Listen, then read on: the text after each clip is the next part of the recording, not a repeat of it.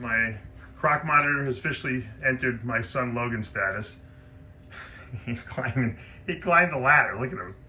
He's like, I want to get up on this ladder. See what's going on here. How smart is this little guy?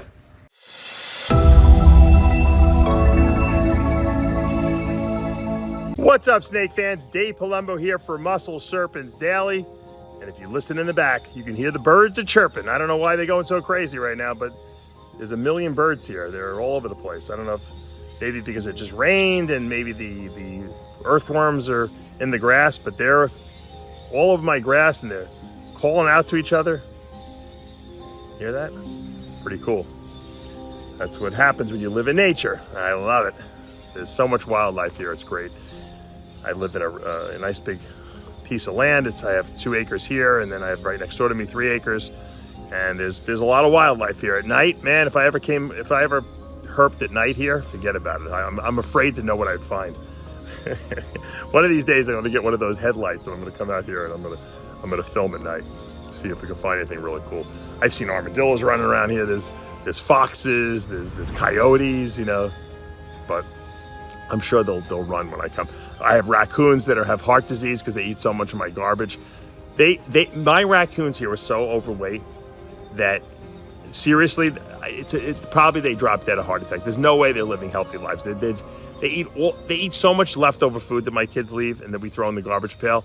I don't even know how they get into the garbage pails. They're huge lids. They're heavy.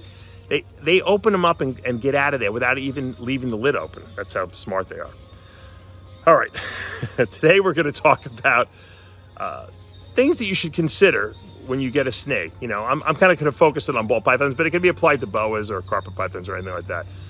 Things that I learned and mistakes that you want to avoid and things you want to do to make sure that your snakes that you're successful as a snake keeper. We're not talking about breeding. We're talking about just keeping snakes. When you get a baby snake, how to establish it, how to set it up properly, and things to avoid so that you don't have problems. So without further ado, let's go into the snake room and take a look.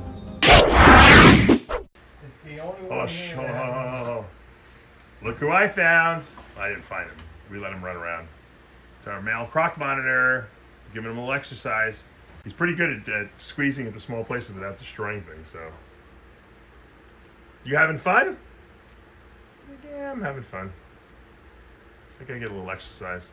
I'm gonna try to feed him some quail today. We're gonna defrost some quail.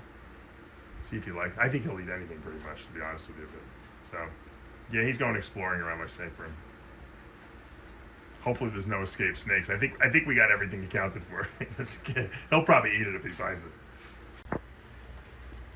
Look who's behind the freezer. He wants to map every aspect of this entire snake room. He doesn't want to leave any stone unturned. Hopefully he doesn't scratch my walls. That's the only thing. I think he's working his claws on my. It looks like a little dinosaur does. Come on out, big boy. Yeah, I think this is a better option. There's really nowhere to go right there. I know you want to see every inch of the snake room, but that's not really working too well for you. He's tasting something on the floor. I don't know what he's tasting yet. He's in room 1 now. He's explored room 2. Now he's in room 1, checking out what's going on. It's amazing how he really loves exploring. I feel bad that even keeping him in a cage, you know. He definitely, either I have to build him something, a big enclosure, or my friend Shane is going to have to rebuild his enclosure that he was keeping him in, because I don't like keeping him in a cage. This guy needs room. He needs room to explore. So I don't mind letting him run around the snake room, but I got to supervise him like I would supervise my son, because you never know what mischief he's going to get into. All right, there's my green tree python, who's been hanging from this cord now for about 2 weeks. She's sometimes goes on the perch, but she hasn't been doing it. Pablo and I really think she's rabid. I had put this little egg box in there that I built just in case, because we did see some locking action, and we did see we think that she had her post, I guess, lay shed or whatever, or pre-lay shed, I should say. So we're keeping an eye on her, see what's going on with her. I think she's just uncomfortable. She doesn't want to wrap around the perch, and maybe because she's got eggs in her. That's my working theory right now. But like I said, I'm new to the green tree python game, so we'll see. We'll keep an eye on it. We even took the big water bottle, the water tub out of here because we didn't want her dropping her eggs in the water, just in case. Well, keep an eye on her. Well, my Croc Monitor has officially entered my son Logan's status. He's climbing. He climbed the ladder. Look at him. He's like, I want to get up on this ladder, see what's going on here. How smart is this little guy? He is very smart. This Croc Monitor here. We got to give you a name. I don't know if Shane named you. I got to ask him if he's got a name. What a smart boy. Dude, look at him climb the ladder like a person using his hands and feet. All right, don't scratch my incubator, please.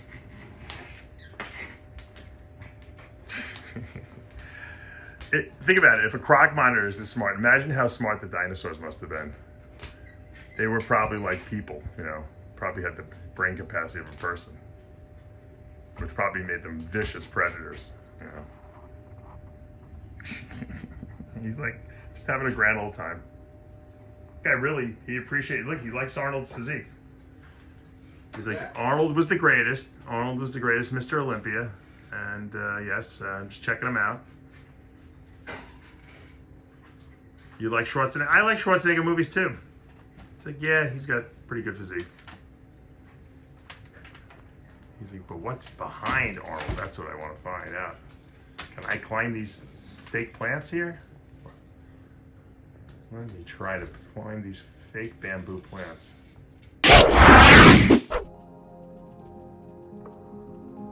All right, one of the really big mistakes that a lot of beginner keepers make, and we're all guilty of this, is putting a ball python, or any snake, even a boa baby, in too big of a container, or tank, or setup, or cage.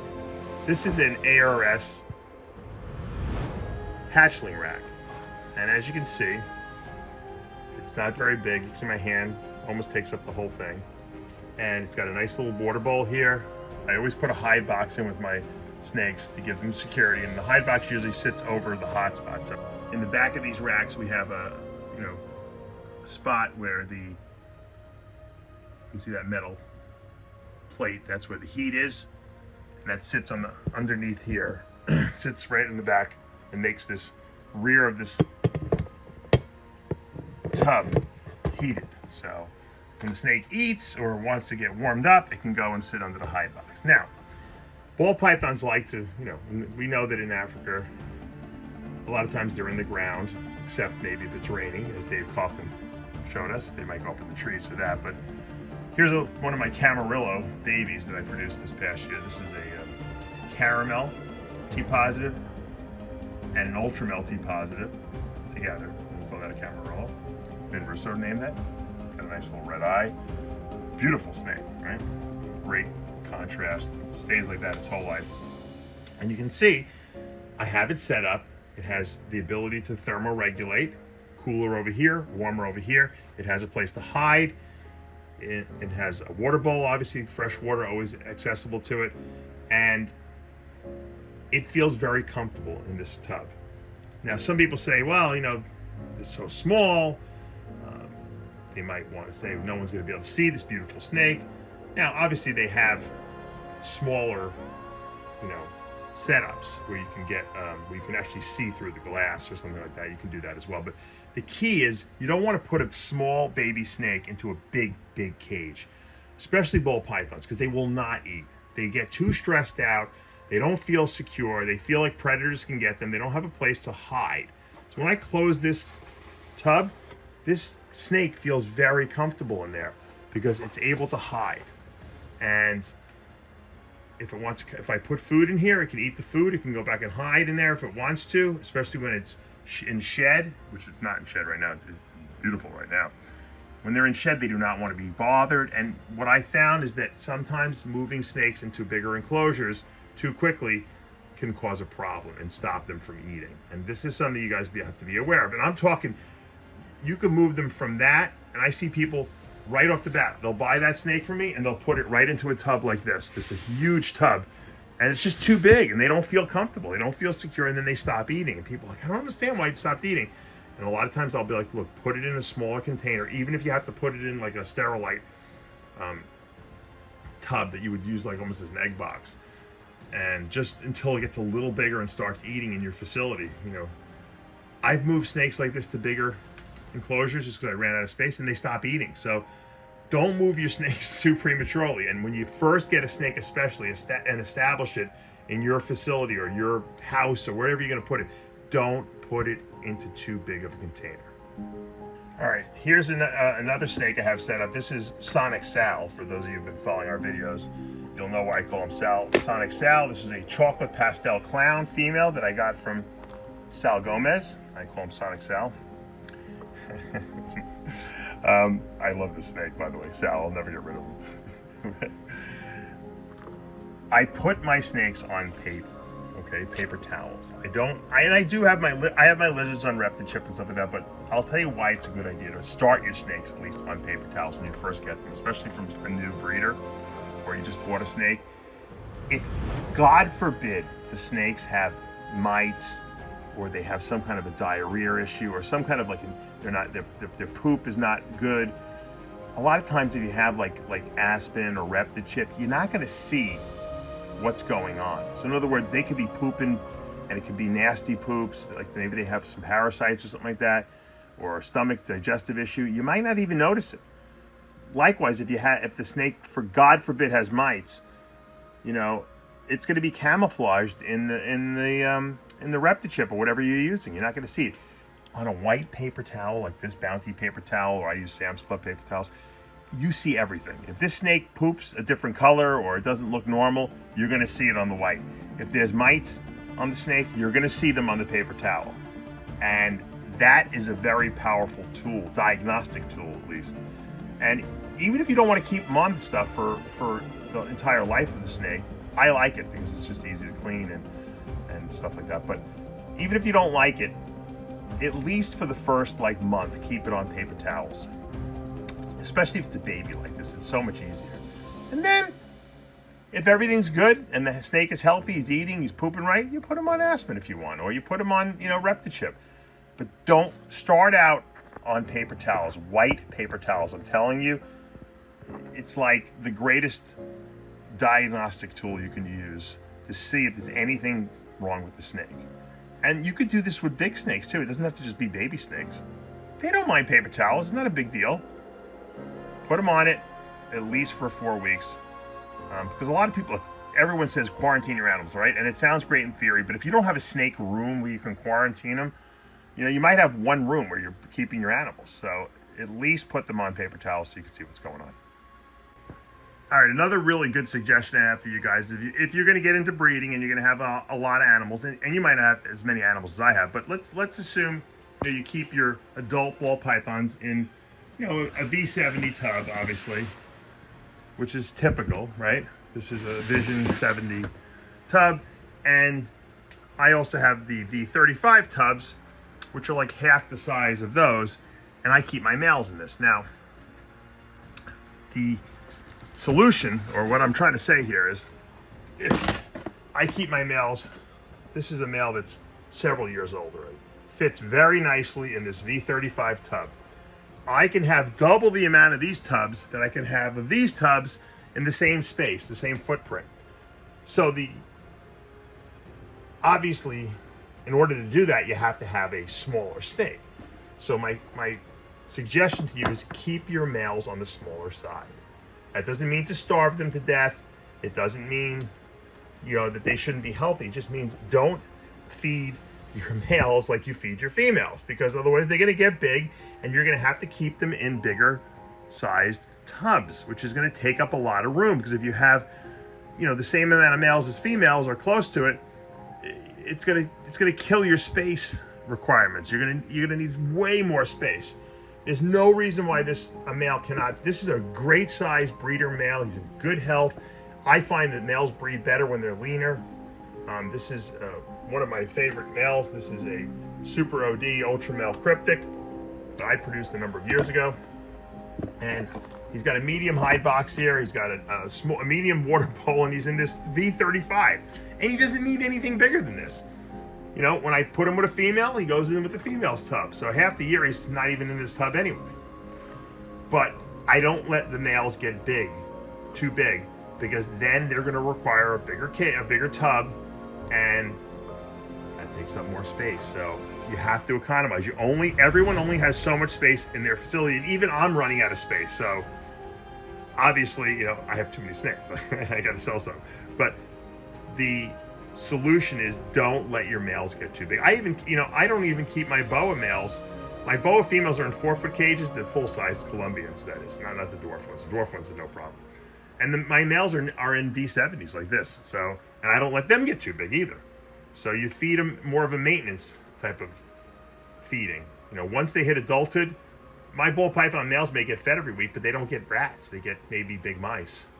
And that's enough to keep them healthy, and they're not going to get huge. So, I mean, you could have huge males if you want, but I'm telling you, it's a complete waste of space, waste of food, waste of money, and the males are not even going to be better breeders that way. I mean, you could feed them heavy the first year to get them up to size, but once they're at size, you maintenance feed them. That's my best advice with dealing with males. All right, here's another really good piece of advice that I should probably listen to myself. I am guilty of not listening to this advice, but don't fall in love with everything you produce. You know, it's not that bad when you're first starting because you don't have that many snakes, but I happen to, be guilty of this. This is an Enchi albino scaleless head that I produced. I think I produced this in 21 last year, about a year ago, so this is a year old. And I love this female, I just love her. But the truth is, I don't really need this female because her mom is a beautiful Enchi pastel albino scaleless head, okay? Beautiful. The mother is great, she eats great, she produces every year for me, and I love this snake. I just, for some reason, really like the way this snake looks. I love albino stuff.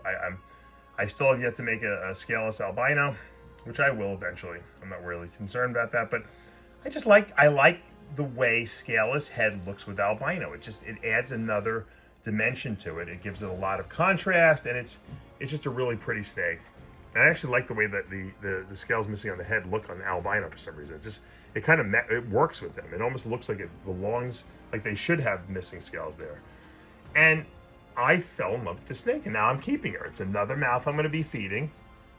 I don't need her in my breeding program because I have the mother already. And, I'm thinking, well, I need backup. What if the mother dies? And that's always okay, but that's not the most important project I have. So for me, I'm rationalizing keeping a snake that I don't really need when I could be selling it to someone who can do some amazing stuff with it, who doesn't even have this. And that's something that we all have to come to grips with, that we can't keep everything that we make, even though some stuff is awesome. I have sellers regret more than anyone, because if I could have 3 of the same snake, very, very great, gene combinations, maybe double recessives or triple recessives, and then I wind up selling one, and I'm like, oh, why did I sell that? But the truth is, I have to sell. If I don't sell, I don't pay my rodent bills. If I don't sell, then I'm going to have too many snakes that I have to feed, and it's not productive. It's a different story if you're doing like a triple or quad recessive project where you need, as many, chances to try to hit that quad or triple recessive as you can get. But you can't fall in love with everything you make. And so don't do that, or you wind up with a lot of snakes that, that are going to cost you money to feed, because every snake has to be, look, I treat every snake from a normal to a snake like this to a super high-end snake. They all have to eat, they all need water, they all need, change of bedding or whatever you're using as your substrate, and that has to be done. And so understand that when you get involved and you start producing a lot of animals and housing a lot of animals, that you have to be responsible about that. So don't keep snakes that you really don't need. And my final piece of advice is there's nothing wrong with changing the direction of your breeding program or the animals that you keep in the middle of what you're doing. Meaning that if you are obsessed with ball pythons and boas and you're breeding them, you're producing great stuff, and then you say, you know what, I'm kind of interested in getting into carpet pythons. Or in my case, I kind of want to get some water monitors, or I want to get, blue-tongued skinks, there's nothing wrong with that. There's no right or wrong. You're not disappointing anyone if you're not going to, if you're going to branch into other areas and maybe not have 500 ball pythons anymore. Maybe just keep the high-end ones. I'm constantly evolving in what I want to keep and how I'm keeping them and my setups and everything like that. And sometimes it's very stressful, because right now I'm going through that. I'm like, do I really need, I'm out of room I have 3 rooms in my facility, and I really want to build some indoor monitor enclosures for when the monitors get a little bigger, so they have a little more room, and display stuff. But if I do that, I can't have as many hatchling racks. I can't have as many 4-foot cages for my boas. So I'm thinking, do I really need to have as many as I have in terms of the numbers of adults, because they take up a lot of room? So I'm like, well, maybe I'll downsize a little bit. I'll just keep the really high-end stuff that I really love. And there's nothing wrong with that. Don't let people make you feel guilty. Don't you feel guilty like you're letting someone down. It's okay to change your direction, bring in different types of animals, keep it fresh so that you are excited about going to your reptile room every single day. And that's what it's all about. There's no right or wrong. It's not, yes, it's, you want to be able to produce a certain amount of snakes to pay for your rodent bill, but you know what? If you have less snakes to feed, your rodent bill goes down. So you got to look at it from that perspective. I have a lot of very high-end stuff, and that's what I really enjoy breeding. I don't really enjoy breeding, stuff that's maybe, in the $200 to $500 range, although I have a lot of those animals, because when you breed high-end stuff, you don't always produce high-end stuff. There's always, other stuff that you produce along the way. So there's nothing wrong, once again, about changing the direction or your interest in your, breeding programs. And that's what keeps it exciting. And I think that's important to understand and to remember. Breed what you love. Don't breed what you think is going to make you money. Because once you do that, once you take the joy out of it, you're going to fail miserably. I promise you. And you know what? If you do breed what you love, even if it's not popular, you'll be super successful at it. Because you're going to be good at it, because you love what you're doing, and you're going to put a lot of time and emotional energy into it. Take that to heart. All right, guys, that's going to do it today for Palumbo's pythons and boas. We're going to wrap this video up just by me giving you a little rant. What I just told you about ball pythons and baby snakes and how to establish them once you get them, this is stuff that, other breeders have told me, that I learned. I didn't come up with this stuff on my own. A lot of this stuff was things that people told me, because I was like, how come my snake's not eating? Or how come this is happening? Or how did I get mites, early in my snake keeping career? Things that you could avoid so that you don't go down that rabbit hole that a lot of people go down and have a disastrous beginning. There's nothing worse than getting a snake back to your facility, putting it in the cage, and then it doesn't eat for you. You think it's stressful for the snake, it's more stressful for the keeper, because you want to see your animals eating, right? And there's nothing worse than stressing a snake out. Think about what's going on. You're putting the snake into a box. You're shipping it overnight express. It goes from one temperature place, climate, to another temperature climate, different barometric pressure. Sometimes if you're going from, the mountains to the sea level, there's so many changes that occur in the snake's life, like overnight. Of course, the snake is stressed out of its mind when it first gets there. Sometimes it may be too cold or too warm. So just getting it to get acclimated is tough enough for the snake. And now you're putting it in a big enclosure, it's going to be stressed out, or you're putting it into something that it doesn't feel comfortable in. And that's one of the main reasons why a snake doesn't do well initially. And sometimes they could even die from the stress. So you got to be very careful. So hopefully those little tips will help you guys avoid any of the pitfalls that some of the novice breeders and novice keepers run into in their own daily lives of keeping snakes. And if it does help you, then that's great. And if anyone can think of some other things maybe I didn't mention, you can put them in the comments below, because I know a lot of beginners go on these videos and they want to learn, how to avoid mistakes of keeping snakes, and they want to have great success. When I started keeping green tree pythons, I knew nothing about them, and I try to listen to every video online, but I had to ask some of my friends who keep them, what's the best way to keep them? What's the best temperature? What's the best humidity? What's the best way to do it? What's the best setup? You can't ask too many questions, and I always encourage questions. And if any of you guys out there have questions of me, I'm an open book. I'm always available to answer your questions. It's important that we spread the word to future keepers so that we can keep this hobby going at a good, healthy pace and in a good, healthy state so that everyone can keep their animals to the best of their ability. And as I said as my last point today, don't be afraid to keep what you love. Don't worry about what the popular snake is. You know what? Everyone has to have desert ghost now in ball pythons. And you know what? It's a great gene, but it doesn't mean that you have to have desert ghost. Okay? You know, if a new gene comes out and everyone's all over it, doesn't mean you have to have it immediately. Do what you, if you don't, especially if you don't like it. Look, I love the fact that the sunset gene in ball pythons is such a valuable gene, and that it still sells for a lot of money. And there's a lot of people that are trying to unlock it and try to figure out what's going to make it look best. Personally, I don't love it. I don't love it that much. It's not that I can't afford to get the gene. I can buy the gene if I want to get into my program, but I just don't feel like it's going to add anything to what I personally have right now. So I'm happy, and I like going to the reptile shows and interviewing people who have that gene and work with it, because it's kind of cool. Oh, look what they made with it now. Look what new stuff they put into it. Look at the clown sunset. What a cool snake. Do I want it? No, I don't want it, because that's just doesn't interest me. It doesn't mean that it's a bad or good. It's just I don't want it. It's not that important to me, because believe me, if any of you guys know me personally, if I want something, I wind up finding a way to get it. And likewise, if you all of a sudden decide you want to keep monitors like I'm doing, then go keep monitors. Don't worry what people tell you about. You know, I wanted to get Burmese pythons. I had Burmese pythons, and I successfully bred them and did some great stuff with it. And, you know, unfortunately, they're illegal here in Florida, but luckily I have an education permit, so I can still keep the snakes that I really love. And I don't even care if I breed them. I just I love having the snakes. So I'm so thankful that I can keep 6 of those. And that's the way this hobby really works best. Keep what you love, breed what you love, do what you love, and, you know, just because you don't love a certain snake doesn't mean you can't admire it in someone else's collection. Like I said, if I go see someone else's collection and they have something that I don't have, I might say, you know what, I don't really want that, but man, that's pretty cool that we have that set up and everything like that.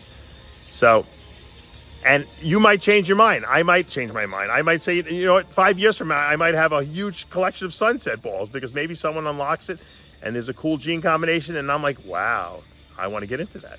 And you can change your mind. It's all about what you love. Don't let other people dictate what your passion is. And on those wise words, you know what to do. Hit that subscribe button, turn on those notifications, hit that like button. I'll see you back tomorrow morning.